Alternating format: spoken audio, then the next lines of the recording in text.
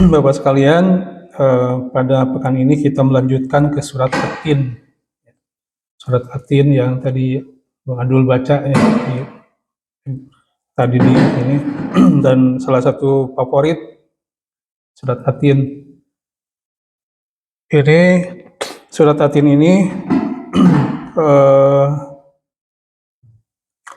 kalau menurut Ibnu Katsir itu ada beberapa pandangan terkait dengan apakah dia Makkiyah atau Madaniyah.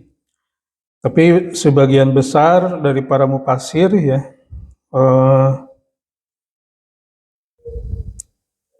itu menggolongkan surat At-Tin ini surat Makkiyah. Artinya dia diturunkan di Mekah. Kemudian diturunkan sebelum hijrah. Itu kata At-Tin ini.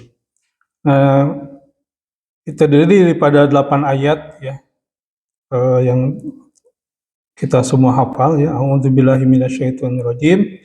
Bismillahirrahmanirrahim.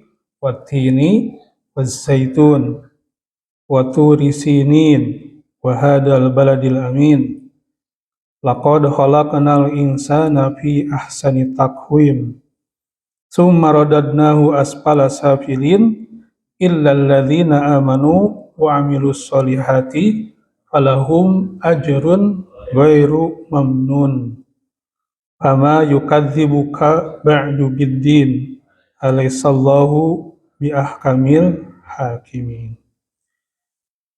Wattini wazzaitun, demi buah tin dan zaitun. Waturi sinin, dan gunung Sinai. Wahadzal baladil amin, dan demi negeri Mekah atau negeri ini yang amin.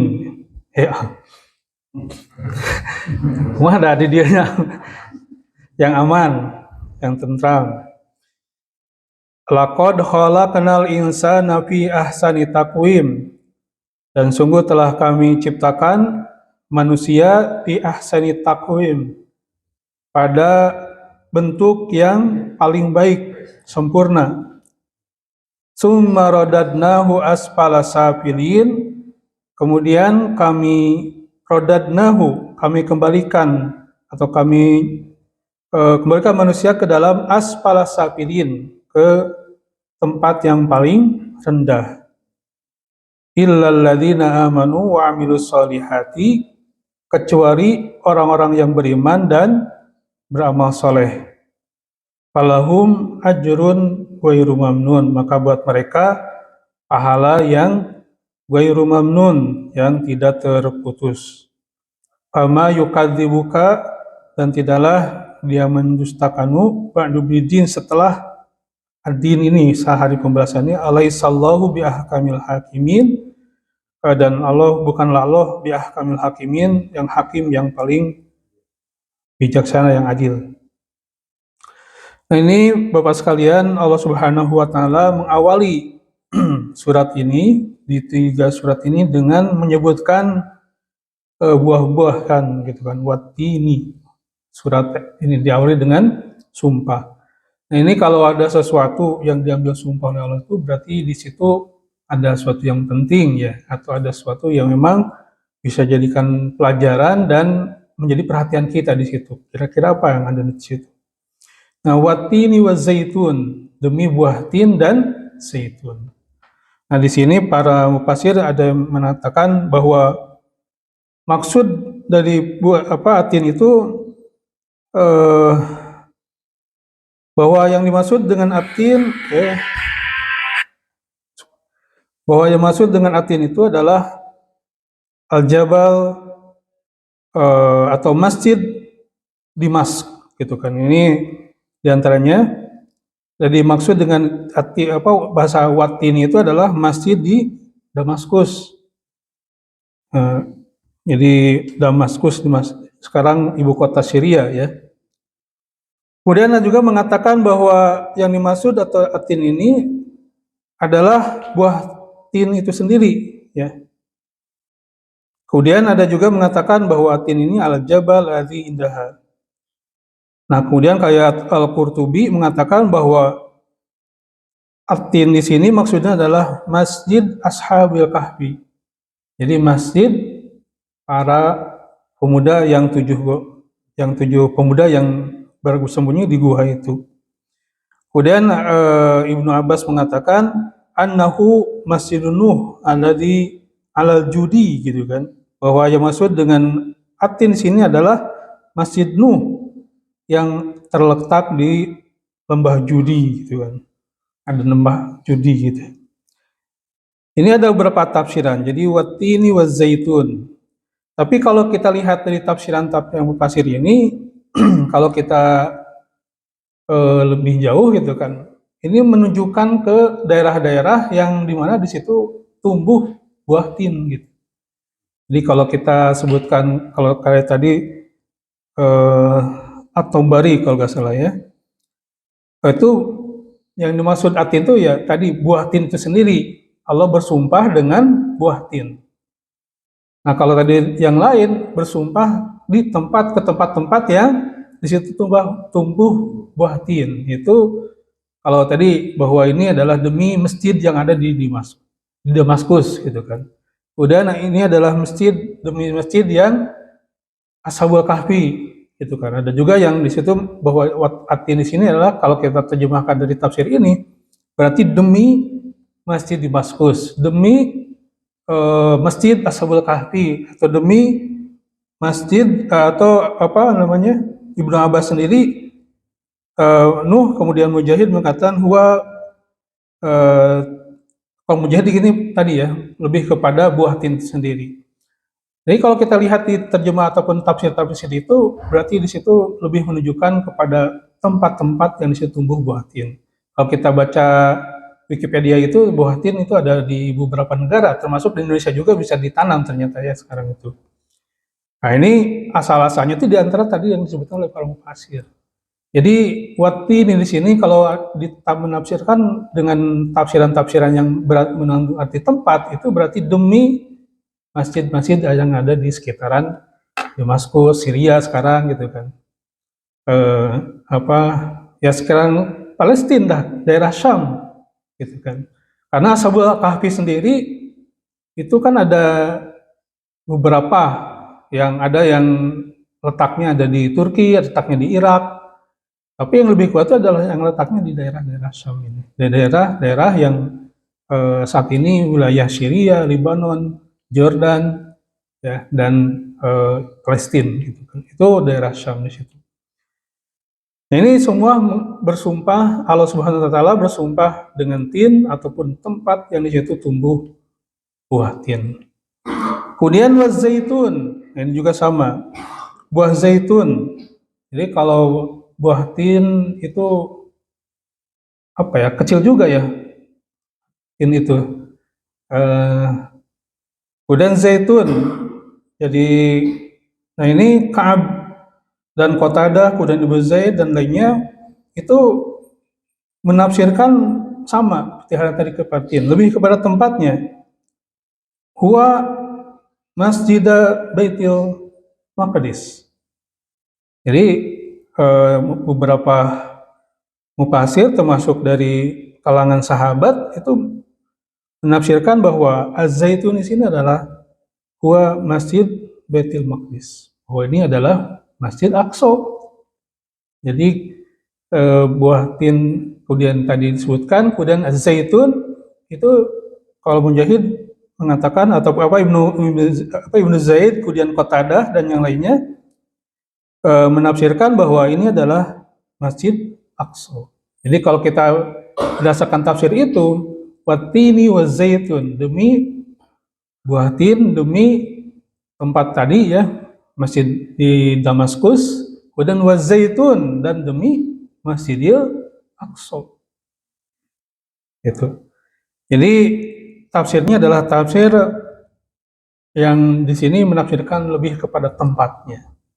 Dan ternyata ini juga sama. Jadi lebih kepada bahwa di situ tumbuh zaitun, buah zaitun. Jadi di Palestina itu salah satu yang menjadi tumbuhan aslinya itu zaitun. Selain yang kemarin rame-rame dengan apa pohon apa buah apa semangka. Nah, semangka ya. Karena itu juga sama, semangka juga adalah komoditi pertanian yang ada di Palestina. Gitu. Jadi termasuk zaitun. Jadi kalau disebutkan di situ bahwa dulu Palestina itu penuh dengan zaitun. Pohon zaitun itu kan pohonnya rindang. Rindang kayak pohon di orang mana beringin, seringin gitu. Jadi kalau lebih besar tuh dan buahnya kecil gitu kan. Dan kandungan-kandungan dari tin zaitun itu sangat luar biasa, banyak sekali manfaatnya. Bisa jadikan herbal dan pengobatan-pengobatan, antaranya antioksidan dan sebagainya. Nah, zaitun itu di sini kalau beberapa mufassir, Qatadah, Ibnu Zaid, dan Ka'ab itu menafsirkan bahwa itu adalah Masjid Aqsa atau Baitul Maqdis. Di situ di Palestina itu ada diantaranya ada tumbuhan zaitun, di mana para leluhur ataupun orang-orang Palestina itu sampai usaha ini pertanian ini diwariskan bisa karena pohonnya itu tadi seperti pohon beringin gitu ya, tidak selesai dengan satu generasi sehingga tumbuh banyak sekali pohon-pohon zaitun pertanian diwariskan ke generasi-generasi selanjutnya. Nah, ketika terjadi 48 itu dibombardir oleh Israel sampai sekarang. Gitu kan, habis itu zaitun. Jadi katanya bahwa di situ kalau kita baca kalau kita baca di Wikipedia itu bahwa zaitun itu adalah pohon-pohon yang tumbuh di Palestina. Ini oleh Israel, Zionis itu dibombardir sehingga habis, gitu kan. Jadi, tidak hanya orangnya, termasuk tumbuhan-tumbuhannya, gitu kan. Jadi itu. Nah, ini Atin az-zaitun kalau jadikan sumpah yang dimana sebagian mufasir menafsirkan bahwa sini Allah Subhanahu wa taala bersumpah dengan tempat-tempat yang tadi. Yang kalau kita lihat di sini para mufasir mengaitkan di mana Atin dan az-zaitun ataupun tempat wilayah Syam ini itu di mana di situ banyak diturunkan para nabi, para anbiya. Ya. Jadi makanya Allah Subhanahu wa taala mengingatkan dengan tempat ini. Tempat wilayah Syam, kemudian zaitun itu lebih spesifik di Palestina, di Masjidil Aqsa di situ. Kemudian waktu Sinin dan gunung Sinai. Ini juga sama. Kalau ini kan langsung tempat. Kalau di sini Ka'ab mengabarkan dan yang lainnya huwa al-jabalul ladzi kallamallahu alaihi Musa. Jadi Gunung Tur ini di mana tempat Allah Subhanahu wa taala berbicara dengan Nabi Musa. Itu dengan Nabi Musa. Jadi ketika itu Nabi Musa diperintahkan oleh Allah Subhanahu wa taala untuk meninggalkan kaumnya dan menerima wahyu di mana di Gunung Tur ini. Di Gunung Tur ini atau di Sinai ya. Ada beberapa penafsiran yang maksud dengan gunung ini apakah Gunung Sinai, tapi lebih kuat adalah Gunung Sinai. Bahkan ada yang mengatakan ini adalah Gunung Musa, Jabal Musa. Kenapa? Karena di sinilah Nabi Musa menerima wahyu dan menerima wahyu Nabi Musa itu langsung bercakap-cakap dengan Allah. Jadi Allah SWT perintahkan Nabi Musa untuk naik ke sana. Kemudian kalau kita baca di dalam Al-Quran itu ahla na'laik ya. Ketika masuk itu kata Allah SWT, buka sendalmu. Innahu bil wadil muqaddas itu kan gitu ya. Kalau ada di dalam tempat ataupun lembah yang di muqaddas, yang disucikan. Nah, ini Allah Subhanahu wa taala menurunkan wahyunya itu di Gunung Tur Sinai ke Nabi Musa dan secara langsung, sehingga ini menjadi satu gunung yang memang bersejarah. Ya, bahkan ada yang mengatakan bahwa termasuk wafatnya Nabi Musa dikubur termasuk di Sinai ini, di daerah sini. Ya. Walaupun ada yang mengatakan bukan di situ kalau wafatnya. Dan termasuk juga nanti kalau kita lihat di sejarahnya, di Gunung Sinai ini pula, ya, Nabi Musa diperintahkan oleh Allah SWT untuk memasuki Palestina. Gitu. Jadi ini nyambung. Dan di situ pula kaum Bani Israel menolak perintah ini. Gitu. Jadi Nabi Musa ketika menyelamatkan Bani Israel dari perbudakan Fir'aun, ya, di Mesir, setelah membawa mereka keluar dari Mesir, di dalamnya termasuk peristiwa di Laut Merah, ya, ketika dikejar oleh Fir'aun, kemudian Nabi Musa mengumpulkan tongkatnya, ya. Ketika itu terbelah laut, yaitu kemujizatan Allah SWT menyelamatkan Bani Israel dan ditenggelamkannya Fir'aun dan pasukannya, gitu kan. Itu satu kenikmatan. Kemudian di situ Allah SWT memberikan berbagai nikmat kepada Bani Israel ini, gitu kan. Kalau kita baca di dalam surat Al-Baqarah, ya, awal-awal itu Allah Subhanahu wa taala banyak merinci bagaimana, makanya ya Bani Israil adkuru nikmati allati an'amtu 'alaikum wa anni faddaltukum 'alal 'alamin. Kemudian wahai Bani Israil, ingatlah atas nikmat-nikmatku pada kalian, gitu kan, di mana kami berikan keutamaan kepada kalian, gitu kan, daripada bangsa-bangsanya lain. Itu apa? Kenikmatan diturunkannya para nabi dan rasul dari kalangan Bani Israel. Walaupun mereka senantiasa menolak, senantiasa mengingkari Tuhan-Tuhan, para utusan-utusan Allah tersebut, para nabi tersebut. Kemudian di dalam di awal surat Al-Baqarah dikatakan wa idh najainakum, ya. Kemudian Allah katakan, ingatlah kenikmatan yang memberikan tatkala Allah Subhanahu wa taala najainakum min ali fir'auna, menyelamatkan kalian dari ali Fir'aun, dari Fir'aun, gitu kan, dari kerajaan Fir'aun. Ya. Yang ketika itu yasumanukum su'al adab, yang menghinakan kalian dengan penyiksaan-penyiksaan yang sangat keji.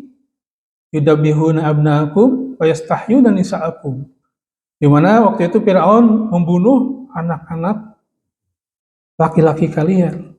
Dan wa yastahyuna nisa'akum, serta mempermalukan anak-anak perempuan kalian. Itu kan. Jadi kalau sekarang membombardir, apakah anak-anak dan perempuan di Gaza, apakah balas dendam mereka atau bagaimana? Tapi yang jelas Allah Subhanahu wa taala waktu itu diselamatkan Bani Israel dari kekejian Firaun saat itu. Yasumunakum su'al adab. Kalau saat ini tuh selain kenapa anak-anak menjadi sasaran, yang salah satunya itu karena mereka yakin dan mereka telah meneliti selama sekian puluh tahun, 70 tahun, bahwa Palestina itu tidak akan habis dengan tentara, itu kan, dibom, ya, dan segala macam dihancurkan tentaranya. Selama anak-anaknya masih ada, karena regenerasi di Palestina itu luar biasa. Jadi pembantaian dari tahun 48 dari Nakba yang menelan korban 10 juta, ya, kalau sekarang sampai 15 juta. Lalu ketika peristiwa Nakba itu sekitar 10 sampai 12 juta korbannya itu. Kemudian dari 48, kemudian 60-an, 70, dan hampir tiap itu terjadi pembantaian-pembantaian, dan selama penjajahan ini terus terjadi. Mereka mempelajari ternyata ketika dilakukan penyerangan ataupun memusnahkan tentaranya, kemudian baik secara fisik maupun secara diplomasi, tapi di situ muncul terus generasi-generasi pejuang, gitu kan. Para anak-anak sudah hafal dari umur 10 tahun, sudah hafid Quran, kemudian hamasahnya, perjuangan semangatnya itu luar biasa. Anak-anak itu bisa tahu posisi mereka tuh dijajah, posisi mereka itu ada di dalam pangkangan Zionis Israel. Sehingga anak-anak itu sebenarnya paham gitu kan apa yang terjadi. Maka kalau kita dapatkan tahanan 13 tahun itu mampu menjawab dan bisa berbicara di depan tentara Zionis yang kencang gitu kan, walaupun interogasi begitu hebatnya, tapi mereka mampu bertahan. Nah, ini yang mereka takutkan. Sehingga salah satunya ya udah habisin saja pabriknya dalam tanda kutip. Habisi saja perempuan-perempuannya, habisi saja bayi-bayinya, karena ini menjadi senjata, menjadi yang akan meneruskan perlawanan pada Israel. Sehingga kalau pembantaian sekarang ini terjadi seperti itu ya karena memang targetnya itu. Ya, itu. Nah, ini Allah Subhanahu wa taala mengingatkan kita dengan surat At-Tin ini. Di ayat 1 dan 2 Allah Subhanahu wa taala mengingatkan tentang wilayah Palestina dan Sinai. Nyambung ya. Jadi Palestina ayat 1 itu tentang bagaimana Allah Subhanahu wa taala mengingatkan di situ tentang Palestina. Kalau kita baca hadis-hadis ataupun ayat-ayat lain tentang tanah ini, ya seperti dalam surat As-Saff ya, bahwa Al-Isra ya, surat Al-Isra itu subhanalladzi asra bi 'abdihi lailan minasyi'il haram. Dan di situ barokna haulaha, yang Allah Subhanahu wa taala memberkahi di sekitar ini. Di sekitar Masjidil Aqsa ini. Kemudian Allah Subhanahu wa taala juga di sini mengingatkan tentang turunnya para nabi dan rasul, ya. Kemudian di sini juga termasuk diingatkan tentang kalau dilihat dari sejarah itu kan di Damaskus itu lahir antaranya Nabi Isa, ya. Makanya ini jadi kaum Kristiani juga menjadikan ini sebagai tanah suci juga. Dan kita dapatkan dalam sejarah itu dari zaman Umar itu damai. Makanya kita sampai sekarang mendapatkan kaum muslimin dan Kristen kemudian Yahudi di sana itu damai, hidup damai sebelum 48. Ya kita dapatkan seumpama siapa yang ada di artis di Amerika itu yang turunan Palestina itu menceritakan bahwa kakek kami itu punya teman ya gitu ya, punya sahabat, kakek itu katanya pedagang yang rekan-rekannya itu adalah orang Yahudi. Biasa mengambil barang dari mereka kemudian dijual dan mereka bersahabat gitu kan. Ya, tapi setelah 48 itu malah kakek diusir dan ditembak oleh Zionis ini gitu kan. Jadi berubah. Padahal hidupnya berdampingan dan sangat, kalau kita lihat dokumen-dokumenter yang ada gitu kan, mereka biasa aja gitu kan berani. Dan termasuk dengan kaum Kristiani di situ juga sama, saling menjaga gitu kan, sebagaimana ajaran Islam itu sendiri. Jadi tidak ada dan itu tempat yang metropolis dan sudah madani ya, sudah berperadaban. Jadi termasuk kota-kota yang menjadi membuat iri tempat lain karena sudah tertata rapi gitu kan di Palestina itu. Sehingga menjadi tempat yang favorit di situ. Makanya kalau Hussein Gaza menceritakan ketika ditanya, apakah ada pasokan persediaan makanan masih ada? Anda dapat dari mana? Nah, Hussein Gaza mengatakan bahwa di sini Gaza itu seperti layaknya negara-negara yang ada di Eropa, katanya gitu ya. Jadi semuanya ada minimarket semua. Jadi negara kota modern gitu kan, dan dari dulu memang menjadi satu kota yang jadi panutan gitu kan situ. Jadi gak ada masalah dengan kehidupan antara agama di sana. Tapi ketika terjadi invasi politik Zionis ini menjadi sesuatu yang berubah. Adanya kerakusan, ketamakan serta niat jahat untuk menguasai daerah tersebut itu dengan Zionis ini. Jadi Allah Subhanahu wa taala bersumpah dengan tempat-tempat ini ya. Atin, Az-Zaitun, daerah Palestina, kemudian Tur Sin, ya, Gunung Tur Sinai. Di mana di sini kita dapatkan dalam sejarah ketika Nabi Musa diutus untuk menyelamatkan membawa Bani Israel ke sana. Nah, kemudian ketika ke sana Nabi Musa menerima wahyu selama 40 hari gitu kan. Dan ketika di Tur Sinai ini, ketika diselamatkan dari Bani Israel dari Firaun, Bani Israel membuat patung gitu kan, Samiri. Ini adalah bangsa yang sangat tidak tahu terima kasih gitu kan. Gimana udah oleh Allah telah diselamatkan, kemudian mengangkangi, kemudian menolak perintah Allah SWT ataupun melanggar ajaran tauhid, bahkan mereka mengikuti Samiri yang membuat patung bisa berbicara gitu kan, bisa ada suaranya. Ini kecanggihan mereka memang. Tapi di sini kelihatan bagaimana rapuhnya Bani Israel ini. Artinya tidak berterima kasih kepada Allah Subhanahu wa taala, termasuk kepada Nabi Musa, ya. Nah, Nabi Musa waktu itu menerima wahyu di Gunung Tur Sinai ini. Jadi di satu tempat di mana di situ Allah Subhanahu wa taala memberikan wahyu kepada Nabi Musa dengan bicara langsung. Kemudian di sini juga bahwa diturunkannya perintah. Jadi dengan kondisi pembangkangan Bani Israel sampai ketika Nabi Musa menerima perintah ya dengan menerima wahyu di Gunung Tur Sinai itu marah ke Nabi Harun. Kenapa kau biarkan Bani Israel menyembah berhala?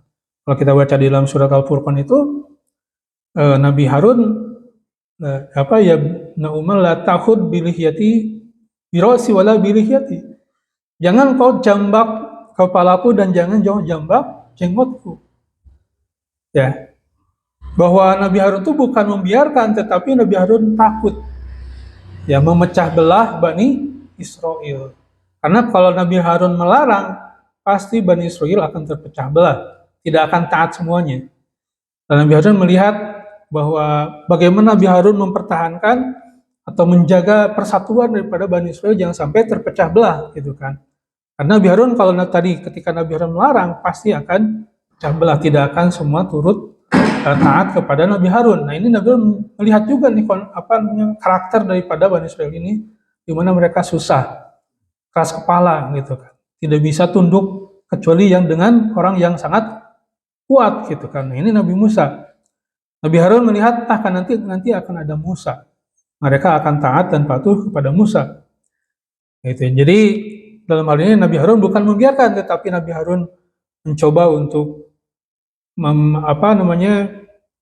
lebih menjaga jangan sampai terjadi perpecahan di Bani Israel. Karena nanti kalau Nabi Harun bicara itu nanti ada orang beriman, ada yang taat, ada yang mengingkari. Nah, sehingga Nabi Musa alaihissalam itu sampai memperingatkan, dan dari situ Allah Subhanahu wa taala memberikan teguran dan hukuman kepada mereka. Ada berapa lagi perbuatan-perbuatan Bani Israel yang memang dijelaskan di dalam surat Al-Baqarah, termasuk larangan untuk mengambil makanan ataupun berusaha di hari Sabtu ya. Peristiwa Sabat itu Black Sabbath ya. Mereka sih tidak mengambil Sabtu, tapi mereka bikin perangkap-perangkap sehingga di hari Sabtu itu yang sering banyak muncul ikan gitu kan, itu mereka tidak menangkapnya tapi dijaring gitu kan. Sama saja gitu kan, jadi ngakalin. Itu peingkaran. Termasuk di sini di dalam surat di Gunung Tur ini selanjutnya Allah SWT di surat Al-Maidah ya, itu untuk masuk ke Palestina. Ini dari para mufasir ya, termasuk Quraisy Shihab itu, bahwa ini perintah bukan untuk memiliki, tapi untuk masuk gitu kan. Yang mana di situ disebutkan dalam surat Al-Maidah ya, bahwa Palestina itu ada penduduk aslinya, ada penduduk sana, yaitu penduduk Kan'an, negeri Kan'an. Itu penduduk Kan'an, di mana di situ Kan'an itu adalah orang-orang yang postur tubuhnya besar-besar gitu kan. Kemudian di situ kalau dilihat dari situnya apa namanya, dan keras-keras, kejam-kejam orangnya. Jadi besar-besar, kejam. Kemudian mereka punya aturan tatanan kehidupan yang sudah mapan di situ, sehingga Bani Israel melihat, wah ini kalau masuk ke sana kita bisa mati gitu. Mereka takut masuk ke sana. Nah itu sampai di dalam Al-Quran mengatakan mereka menolak ketika suruh masuk ke negeri ini, ke negeri Palestina ini. Jadi bahkan mengatakan idhab anta wa rabbuka faqatila innaha huna qa'idun. Itu kan.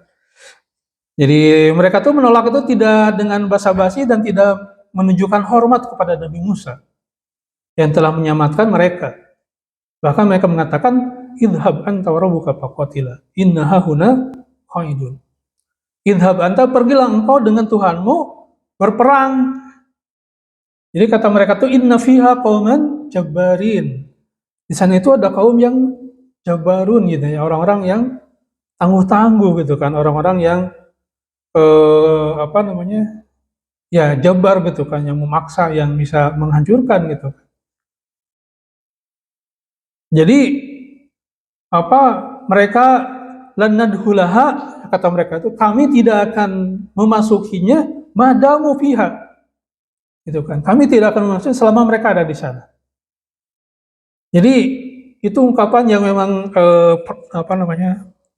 Langsung, ya, penolakan langsung kepada Nabi Musa, tidak ada rasa hormatnya, dan kurang ajarnya itu bahkan menyuruh Musa, idhab anta wa rabbuka faqatila innaha huna qa'idun. Jadi pergilah engkau dengan Tuhanmu ke sana, kami duduk aja di sini gitu kan, tidak mau masuk. Itu dari sini para mufasir melihat, ini mental pengecutnya Bani Israel. Jadi setelah mereka menjadi budak Fir'aun selama ratusan tahun, itu membentuk mental pengecut. Jadi mereka itu gak mau mental pengecut, kemudian gak mau berusaha, ya.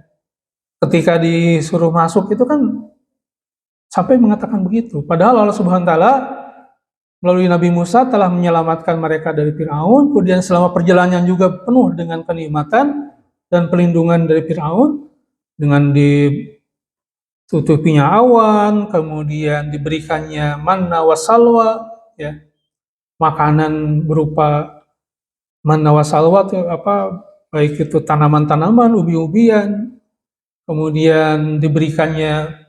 Jadi sepanjang perjalanan itu kalau mau makan tuh tinggal berburu aja gitu, tinggal newak semacam ayam liar non puyuh gitu, kayak gitulah, unggas-unggas kayak gitu. Dan makanan saja sama di dalam Al-Baqarah itu sama, mereka tuh makannya kiki wae. Itu dapat itu apa namanya dengan ada siha wa basuriha wa kisaiha wa fumiha wa nasiha. Cing atuh tong iya wae senang makanan teh gitu kan. Mereka kedawang yang rakus dan nggak tahu malu gitu. Itu. Nah ini termasuk ketika di puncaknya itu gini, suruh masuk ke Palestina. Gitu. Jadi di sini berarti mereka tuh gak masuk gitu. Dari pertama tuh, jadi kalau diklaim ini bahwa ini adalah tanah yang dijanjikan, itu ternyata kan bohong menurut para robi-robi Yahudi itu sendiri, nggak ada katanya itu tanah pendidikan. Kemudian kalau kita lihat di dalam Al-Quran, bahwa di sini yang diperintahkan oleh Allah Subhanahu wa Ta'ala bukan untuk menduduki, tapi memasukinya gitu, memasuki, dan ternyata mereka nolak. Gitu. Kan di situ ketika dia mengatakan idhab anta wa rabbuka faqatila innaha huna qa'idun. Sudah mereka mengatakan juga bahwa mereka tidak akan masuk ke sana, kami tidak akan masuk ke Palestina, madamu fiha, selama mereka ada di, mereka itu maksudnya kaum Kan'an masih ada di sana. Gitu. Dan itu kan akhirnya Nabi Musa kalau kita lihat di dalam ini memilih 12 perwakilan dari 12 suku dari Bani Israel untuk memata-matai Kan'an ini. Dan memang dari 12 itu melihat bahwa ini adalah kehidupan yang sudah tertata rapi dan penguasanya penguasa yang sangat kejam, tegas gitu kan. Kalau sehingga dari 12 ini 10-nya tuh nggak mau masuk gitu. Dari setelah mereka melakukan spionase, intinya yaudah jangan masuk gitu. Yang 12 itu mengatakan begitu. Cuma 2 perwakilan yang siap untuk berjihad masuk ke sana. Taat kepada Nabi Musa. Gitu. Itu diantaranya adalah Yusa bin Nun. Kalau bahasa mereka itu Yusape apa ya? Yusape dan siapa ada lagi. Itu yang jadi itu berarti ketika di sana itu adalah orang-orang yang beriman dalam rangka menuruti perintah Allah Subhanahu wa taala. Itu. Jadi Allah Subhanahu wa taala di sini menunjukkan bagaimana kondisi mereka.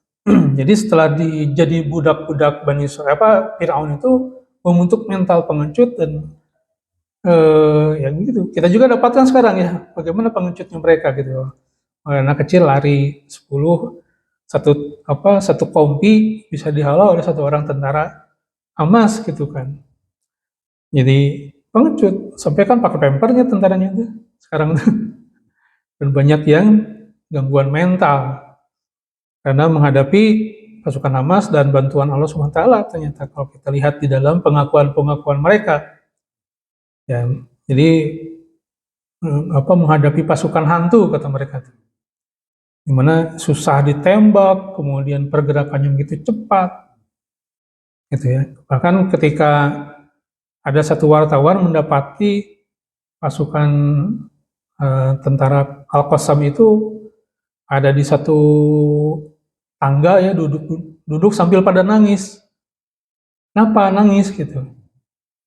Setelah dilihat yang ditanya, kami pengen mengalahkan pasukan Zionis yang masuk ke sini gitu kan. Tapi kami gak sempat karena sudah ada pasukan lain yang menghalau pasukan itu.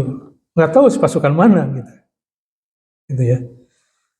Dan bagaimana kita dapatkan pengakuan yang di rumah sakit itu ya, yang direkam itu dari mereka sangat stres gitu kan, sangat dengan kecanggihan yang mereka dapat mereka bawa gitu kan, dari mulai senjata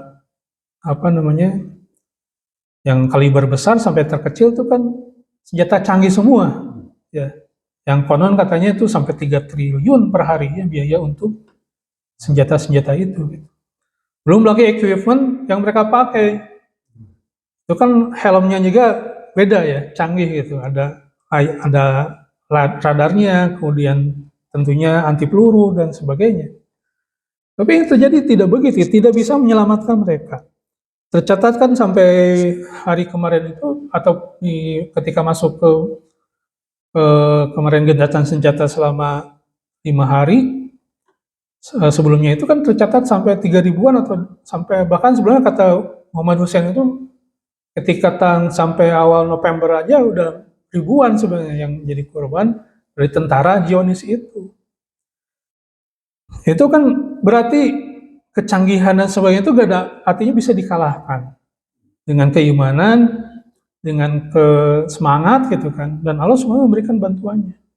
Kan pasukan yang ada di Palestina itu hanya 30.000 ya, 30 orang dan tentara Israel ratusan ribu, sekitar 300 juta, 300.000 ya, 300.000 pasukan Israel, dan dengan belum itu tank-tanknya, kemudian pesawat tempurnya, kemudian helikopternya dan sebagainya, dan angkatan lautnya semua. Itu bisa dikalahkan. Ini tentang Bani Israil di sini dari Tur Sinai ini itu dari dulu menunjukkan bagaimana pengecut mereka, bagaimana mereka itu adalah bangsa pembangkang. Dan dengan peristiwa di Gunung Tur Sinai ini, di Sinai ini menunjukkan bahwa mereka tidak masuk ke Palestina saat itu. Jadi yang masuk itu adalah orang-orang yang beriman, orang beriman. Dan kalau kita lihat di sejarahnya, mereka juga sempat masuk di situ dan terusir juga nantinya oleh bangsa yang lain karena memang perilaku mereka gitu kan. Ketika itu mereka membangkang lagi, ya, kemudian terusir lagi dari dan terusir dari Palestina oleh bangsa yang lain gitu kan. Ini Allah Subhanahu wa taala mengaitkan di ayat 1 dan 2 itu tempat-tempat yang memang bersejarah, dan kalau kita lihat sampai saat ini itu sejarahnya itu nyambung. Ya, bisa dilihat. Dan ini seolah-olah menunjukkan pada kita bahwa tempat-tempat ini harus jadi perhatian kita. Bagian daripada diturunkannya para nabi dan rasul, yang mana para nabi dan rasul adalah mereka membawa risalah ilahiyah yang sama, itu membawa risalah tauhid. Dari Nabi Adam sampai Nabi Muhammad SAW itu risalahnya risalatut tauhid.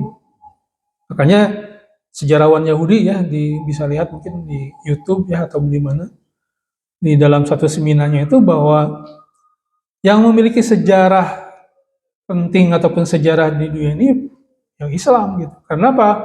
Karena semenjak Adam sampai Muhammad itu semuanya Nabi itu Muslim. Maka ke dalam Al-Quran, wa nahnu lahu muslimun, kan gitu. Para Nabi itu mengatakan semuanya kami Islam, Muslim gitu. Nyawa. Kenapa? Karena yang dibawa oleh mereka itu sama, tauhid, gitu kan.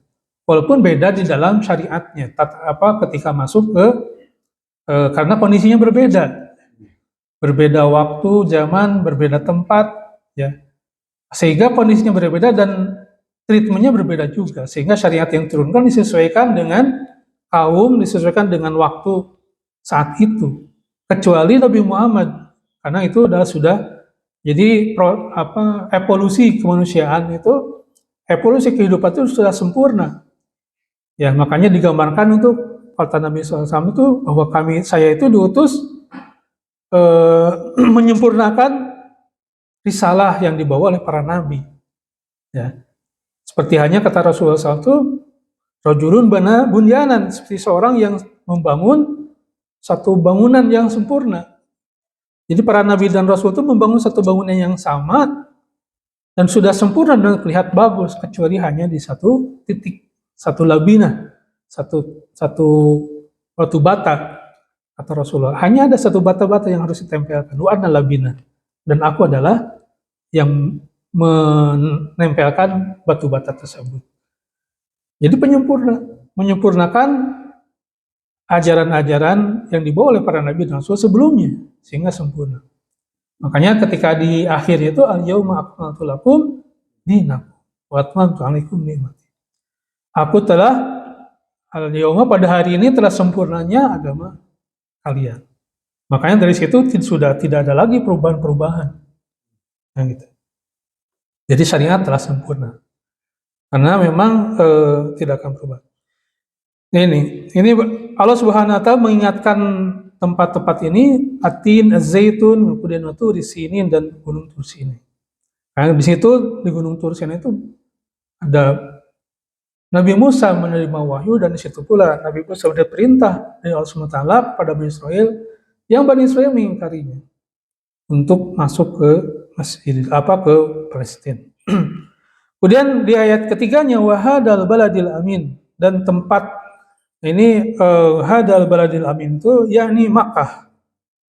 Ibnu Abbas mengatakan bahwa, kemudian Ibnu Abbas, Mujahid, Ikrimah, kemudian ada lagi Ibrahim An-Nakhai, kemudian Ibu Zaid, Ka'ab Ahbar, itu tidak ada perselisihan tentang apa yang dimaksud dengan hadal balad ini, ya, yaitu negeri Mekah. Jadi negeri Mekah, wahadal baladil amin, dan negeri Mekah yang aman. Ini Allah bersumpah dengan tempat-tempat yang Allah SWT pilih, di situ turunnya Nabi. Atin, daerah Sam, kemudian Sinai tadi ya, kemudian terakhir wahadal baladil amin, dan negeri yang aman ini itu Mekah Al-Mukarramah. Nah, ini sebagaimana kita ketahui bahwa Mekah itu adalah negeri yang aman ya, yang sesuai dengan doa Nabi Ibrahim. Rabbi'al hada baladan aminan warzuq ahlahu minas samarat. Wahai Tuhan kami, jadikanlah tempat ini al-balad amin, menjadi tempat yang aman. Kemudian berikanlah rezeki kepada penduduknya dari buah-buahan dan lain sebagainya. Memakmurkanlah mereka akan di situ akhirnya. Jadi hadal baladal amin. Jadi tempat yang aman ini. Kita ketahui di dalam sejarah, apalagi setelah terjadinya perang penyerbuan Ashabul Fil ke Mekah, itu Mekah menjadi sesuatu yang aman. Ketika Allah SWT menyelamatkan, menghancurkan Ashabul Fil, di situ dunia menjadi perhatian dunia, ya, tahu semua dunia tentang itu, sehingga tidak ada yang ganggu, tidak ada lagi yang mengganggu Mekah ini, termasuk pada penduduk Mekahnya, kemana saja pergi aman. Makanya kita di dalam surat Quraisy itu kan disebut ila fihim rihlatas syita'i wasaib, ke selatan, ke utara aman. Tidak ada yang ganggu, takut mereka dengan takut diadab seperti hanya diadabnya Ashabul Fil. Makanya di sini Allah SWT karena turunnya di Mekah ya kepada Nabi Muhammad SAW, berarti di sini Mekah saat ketika Nabi diutus, wahadal baladil amin, dan demi tempat ini yang aman. Gitu. Jadi ini Allah Subhanahu wa bersumpah dengan 3 tempat ini, ya, Syam, daerah Syam, kemudian Gunung Tur Sinai yang saat ini masuk ke dalam wilayah Mesir, dan Mekah Al-Mukarramah. Jadi seolah-olah mengatakan ini adalah tempat-tempat yang harus menjadi perhatian kalian gitu kan. Yang harus menjadi perhatian dan bisa mengambil pelajaran kira-kira apa yang terjadi di tempat-tempat ini. Ya, walaupun tadi seperti hanya ada mujahid tentang Atin Az-Zaitun lebih kepada zat buahnya ya. Tapi penafsir-penafsir lain mengatakan lebih kepada tempat di mana tumbuh buah-buahan itu. Ya apalagi kalau Gunung Tur ya itu disebutin tempatnya ya, Gunung Tur, dan Mekah ini sebutan tempat. Makanya di sini Rasulullah SAW dalam satu hadisnya ya, la tushaddu rihal illa ila salasati masajid. Di antaranya, jadi kalian jangan menyengajakan mempersiapkan diri untuk bepergian kecuali kepada 3 tempat. Masjidil Haram, Masjidil Hada, wal Masjidil Aqsa. Jadi Masjid Haram, masjidku ini yaitu Masjid Nabawi. Masjid Haram ada di Mekah, gitu kan. Kemudian Masjid Nabawi dan dua Masjidil Aqsa. Masjidil Aqsa. Jadi ada suatu yang diperintahkan langsung Rasulullah SAW untuk kita tidak mempersiapkan diri untuk bepergian kecuali untuk 3 ini. Ya. Nah, walaupun ketika Masjidil Aqsa dikuasai di bawah kekuasaan Israel, nah ada fatwa ya ketika apalagi ketika awal-awal pencaplokan Zionis Israel ke Palestina itu ada fatwa larangan untuk mengunjungi Masjidil Aqsa. Ya, larangan ini bukan karena larangan berarti menentang perintah Nabi, bukan. Tapi lebih kepada administrasi politisnya. Ketika masuk ke sana, berarti kita harus pakai visa atau Israel kan. Berarti kita mengakui negara Israel. Itu. Seperti hanya mereka ketika masuk ke ini, artinya ketika banyak yang itu berarti mengakui ada negara kan gitu ya. Nah di sini sehingga dipatwakan jangan waktu itu masuk. Walaupun kesini-kesininya karena udah tanggung gitu kan, udah menyatakan diri dan banyak orang ini hanya banyak juga ke sana. Nah ini beberapa kondisi dari kondisi saat ini tentang dari mengunjungi Masjidil Aqsa. Dan kita sebenarnya adalah para penerima amanah untuk menjaga Masjidil Aqsa itu. Ya. Makanya ketika Umar bin Khattab masuk ke sana, salah satu yang dikatakan oleh penguasa Nasrani saat itu ya, dari Romawi, kami titipkan Yerusalem ini kepada engkau gitu kan. Kami wakafkan atau kami titipkan untuk dijaga. Maka ketika itu aman, ketika zaman bahkan Umar bin Khattab itu kan sholat di situ, masuk di gereja di situ karena belum ada masjid, sehingga dibangun masjid kan, sehingga disebut dengan Masjid Umar.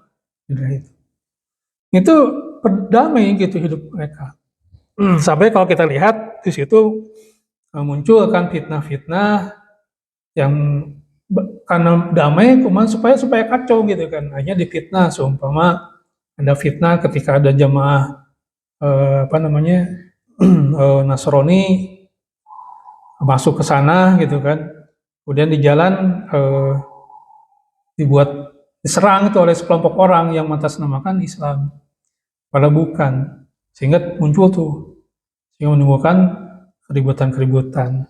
Nah, ketika dikuasai oleh Zionis ya sebaliknya. Kita ada ini Bapak sekalian tentang surat At-Tin, kita baru sampai ayat ketiga dulu ya. Jadi ini Allah Subhanahu wa taala bersumpah dengan At-Tin, Az-Zaitun, dan Gunung Sinai dan negeri Mekah. Wahadal baladal amin, di mana tempat-tempat ini adalah Allah Subhanahu wa taala menurunkan dan mengutus para nabi dan rasulnya, termasuk di Mekah. Allah Subhanahu wa taala mengutus dan menetapkan Nabi Muhammad SAW sebagai nabi dan rasul Allah Subhanahu wa taala.